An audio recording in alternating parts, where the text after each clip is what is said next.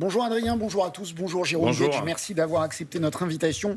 Les frappes se sont poursuivies toute la nuit dans tous les sens, sur le Liban, sur l'Iran, sur les pays arabes du Golfe. Manifestement, ce n'est pas fini. Cette guerre est-elle nécessaire? Cette guerre est-elle juste? Vous savez, le concept de guerre juste, c'est un concept très débattu, de savoir est-ce qu'il faut qu'elle soit légale. Des guerres légales, il y en a très rarement, depuis la création de l'ONU, que tout le monde invoque. Il n'y a eu que 2 guerres qui ont été validées par le Conseil de sécurité de l'ONU.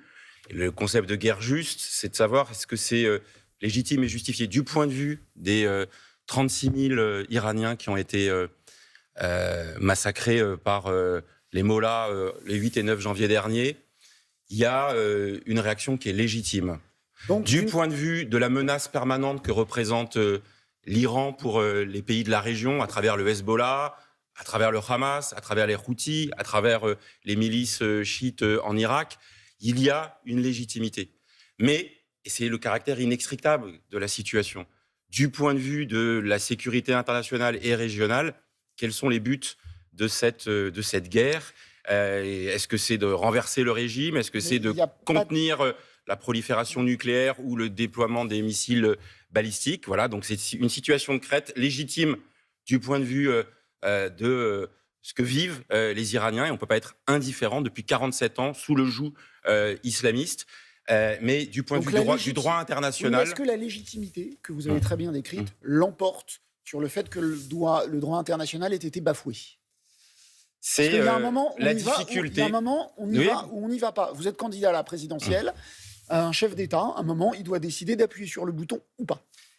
En l'espèce, il n'y a pas de condamnation portée, y compris par la France, et je le comprends, de l'intervention qui a été conduite. Mais et donc pas par vous non plus. Non, je ne la condamne pas, mais il y a le regret et le constat dépité de l'impuissance de la communauté internationale à travers le droit international de n'avoir pas réussi à déployer une intervention ou une action qui aurait pu éviter tout cela. Mais il y a un principe de réalité. Ce n'était pas possible.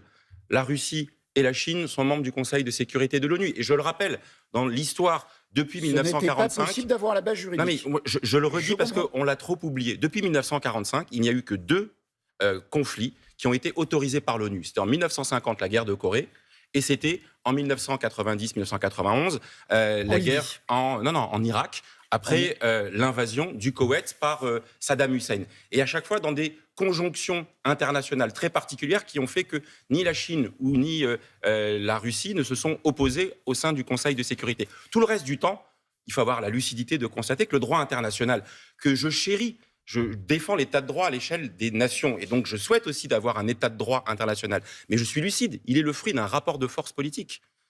Et ce rapport de force politique, il aboutit à ce que ce qui nous apparaît juste, légitime, balayer des dictateurs, contenir des menaces, rien que la condamnation de de la Russie après l'invasion de l'Ukraine, la communauté internationale, elle est divisée puisqu'il y a un des membres du Conseil de sécurité qui est partie prenante de ce conflit. Donc, oui, je rêve d'un monde dans lequel le droit international soit le pilier de la régulation des relations entre les États, mais il y a un principe de réalité qui fait que dans la période, à un moment donné, il y a des responsabilités qui doivent être prises. Dans un rare mea culpa, hier, Jean-Luc Mélenchon s'est excusé, ça vous fait déjà rigoler. Mais non, parce qu'on passe de choses essentielles à... c'est le comment lot dire à l'écume des choses. Voilà. C'est le lot de ses interviews. Oui. Dans un rare mea culpa, Jean-Luc Mélenchon s'est excusé d'avoir déformé par erreur le nom de Raphaël Glucksmann, sur lequel il avait ironisé, comme il avait ironisé sur le nom d'Epstein, ou d'Epstein, comme il le dit lui-même. Est-ce que vous croyez à la sincérité de ces excuses? Alors, ses propos initiaux étaient indignes et ses excuses sont indécentes, parce que c'est se foutre du monde, pardonnez-moi l'expression, que de laisser entendre qu'il ne l'a pas fait exprès. Voilà. Nous connaissons trop, je connais trop Jean-Luc Mélenchon pour savoir que chacun de ces mots est ciselé, précis, prononcé à dessein. Donc, la provocation initiale était à dessein. Elle est consistée à être dans la surenchère, dans la singularisation, dans la conflictualisation, qui est sa marque de fabrique aujourd'hui et qui nécessite en effet une mise à distance Donc, sérieuse. Quand il dit qu'il est ironisé par erreur, il ment, et quand il s'excuse, il n'est pas sincère. Il se fout de nous, ouais. Il se fout de nous. Est-ce qu'il est, comme l'a dit Raphaël Glucksmann, le Jean-Marie Le Pen de notre époque? Force est de constater, ma génération a vécu les provocations, les lignes rouges franchies, après avec « mais non, vous n'avez pas bien compris », etc. Oui, c'est terrible de constater que délibérément, ils décident de se glisser dans cette manière de faire de la politique, dans cette manière de s'adresser non plus à l'intelligence, non plus à la réflexion, au libre arbitre, à l'esprit critique de chacun des électeurs ou des citoyens, mais de venir flatter des bas instincts et de considérer qu'il faut se singulariser pour être entendu. Moi, c'est pas ma conception du débat politique, c'est pas ma conception. Moi, je suis candidat à l'élection présidentielle justement pour porter et renouer avec ce qui fait la noblesse de la politique, la dispute apaisée. Je peux être d'accord ou pas d'accord avec vous, mais je le fais dans un cadre républicain. J'essaye de trouver la manière de s'écouter mutuellement, de se convaincre mutuellement, mais pas de brutaliser en permanence, d'essentialiser le débat et au final de le salir.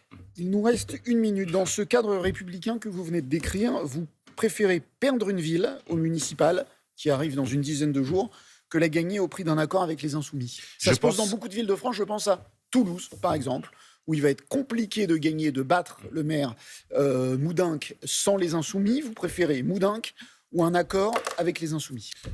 Moi, je préfère toujours commencer par ce qui fait la noblesse de la politique, ce sont les valeurs. On ne peut pas, le jeudi ou le vendredi, constater que, comme le fait Olivier Faure, comme le fait le candidat socialiste à Toulouse, François Briançon, qu'il y a une dérive antisémite et de la France insoumise et de Jean-Luc Mélenchon, en tous les cas des dirigeants de la France insoumise, de Jean-Luc Mélenchon, et valider des accords au deuxième tour avec cela. Et donc moi, je l'incarne dans mon combat politique. Vous savez, j'ai rompu... perdre une élection que perdre votre âme, comme avait dit je reprends Michel les Noir. termes de Michel Noir, en effet, je les avais utilisés en juillet 2024. J'ai été candidat aux élections législatives en refusant l'accord du nouveau Front populaire et de la France insoumise. J'ai eu une candidature de la France insoumise face à moi. J'ai pris le risque de perdre l'élection plutôt que de perdre mon âme, parce que l'universalisme républicain, la laïcité, le refus de la brutalisation sont des valeurs sur lesquelles on ne peut pas négocier, transiger à l'intérieur de la gauche, surtout quand certains s'éloignent des rives de la gauche en étant dans les provocations dans lesquelles ils sont. Merci beaucoup Jérôme Guedj, député de l'Essonne, qui ne condamne pas l'opération en Iran et qui dit que Jean-Luc Mélenchon se fout de nous. C'était votre expression. À vous Adrien, très bonne journée à tous. Merci beaucoup Gilles, merci également à Cathy Atia pour la traduction de cet entretien en langue des signes.